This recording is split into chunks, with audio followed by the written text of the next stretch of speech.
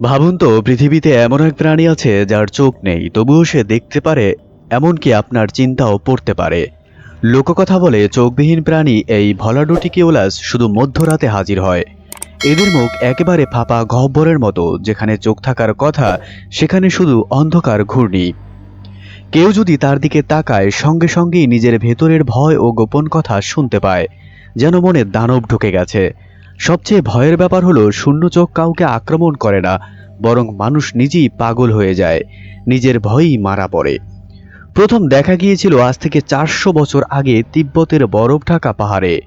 সেই সময় পুরো একটি গ্রাম নিখোঁজ হয়ে যায়, রেখে গিয়েছিল শুধু কাপা হাতে লেখা একটি বাক্য, তারা আমার ভয় শুনেছে।